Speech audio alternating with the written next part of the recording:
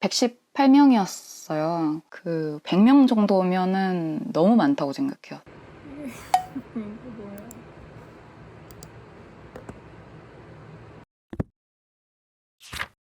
안녕하세요, 톨망고입니다. 제가 하이데어라는 회사를 다닌다고 말씀을 드렸었는데, 하이데어를 모르시는 분들을 위해서 좀 설명을 드리면, 나의 길을 먼저 걷는 전문 분야 멘토와 대화하면서 함께 길을 모색해가는 대화 서비스 플랫폼입니다. 저희 하이데어가 두 번째 마음과 콜라보를 해서 코칭 기획전을 런칭을 하게 됐어요.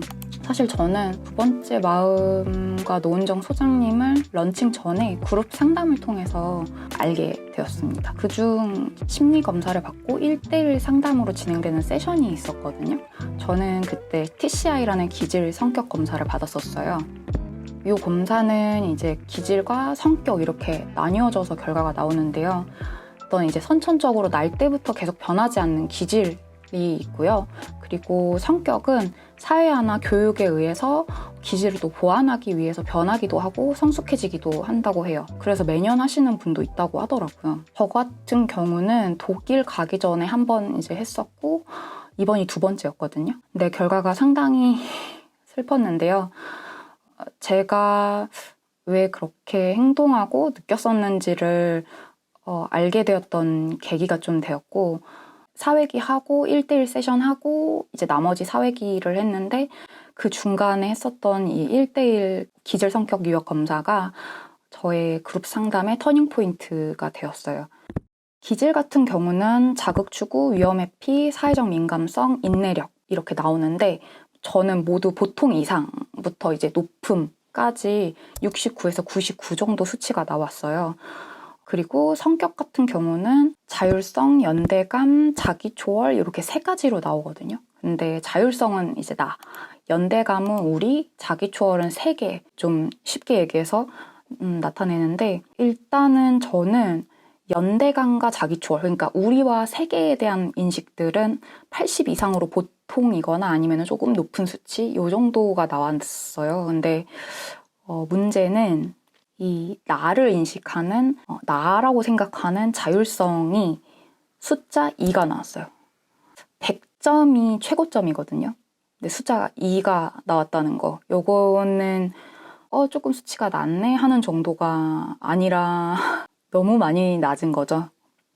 이렇게 자율성이 낮은 경우에 나타나는 현상이 여러 가지가 있는데요. 자기 의지력이 이제 되게 낮다 보니까 사람들에게 휘둘리고 나의 결정들을 회피하거나 책임지지 않으려고 하거나 스스로에 대해서 일관성 있게 또 연속성 있게 느끼지 못한다고 해요. 자기 일치감이 이렇게 좀 낮다고 하더라고요. 저는 제가 그 저를 느낄 때 되게 비디오 헤드가 뚝뚝 끊기는 그런 느낌을 받았었는데, 그 이유를 이제 이걸 통해서 알게 되었어요. 또 뭔가 사람들과 말을 하거나 뭔가 행동하고 표정 짓고 뭐 이런 게 다 제가 하는 게 아닌 느낌이 드는 그런 이질감 같은 게 있었는데, 그 이유도 이제 여기에서 발견이 되었습니다. 아까 우리랑 세계는 보통 이상이 나왔다고 했는데, 가족을 우리라고 이제 생각을 하겠죠.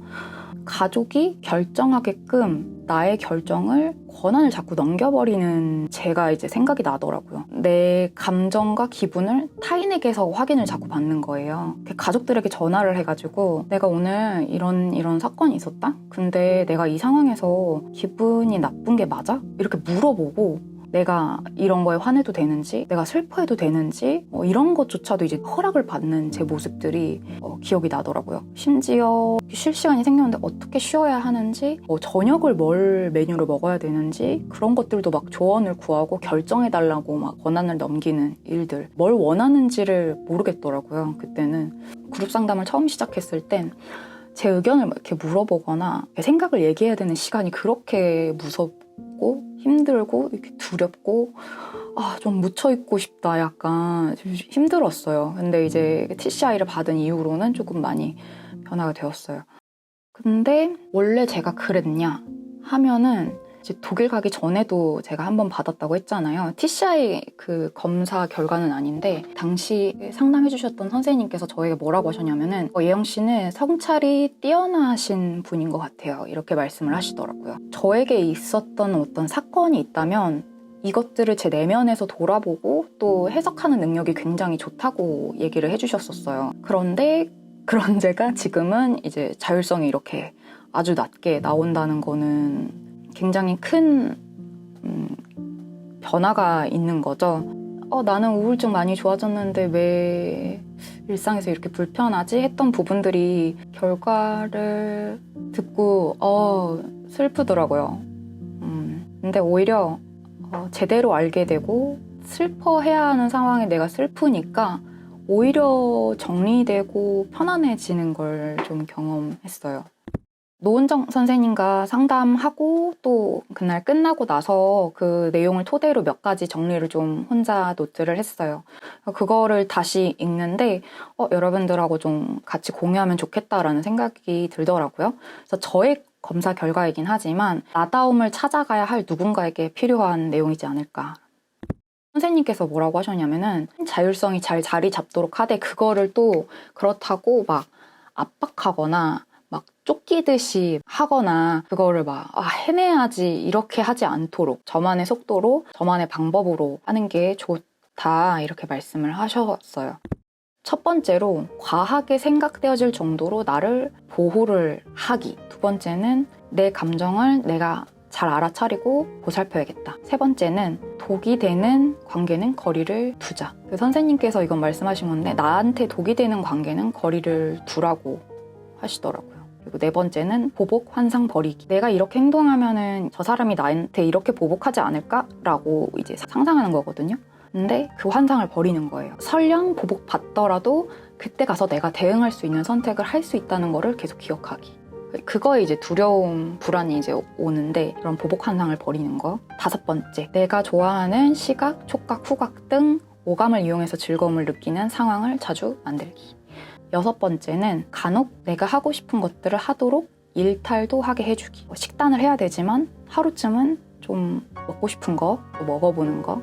일곱 번째는 내가 어떤 사람을 편하게 생각하는지 또 어떤 사람은 불편한지를 알고 그 사람이 이제 방해물이라고 한다면 그거를 이제 치우는 방향. 아까 얘기했던 그 독이 되는 관계를 끊거나 좀 거리를 두는 거.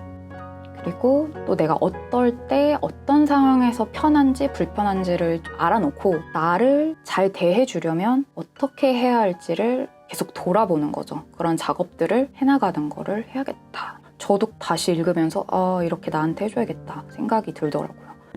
나다움을 찾아가는 과정? 이런 것들을 좀 같이 이야기하고 싶다는 생각이 들었고 제가 댓글 답변을 못 달고 있는데 물어보고 싶으신 것들이 있다면 정말 언제든지 댓글 달아주시고 제가 심리 전문가는 아니고 정말 그냥 우울증을 겪은 한 개인이거든요. 저의 의견은 참고로만 소소한 그냥 이야기로 들어주시면 제일 좋습니다. 오늘 이야기가 좀 도움이 되셨을지 모르겠어요. 도움이 되셨으면 좋겠습니다. 오늘 제 이야기는 여기까지고요. 저희는 다음에 뵐게요.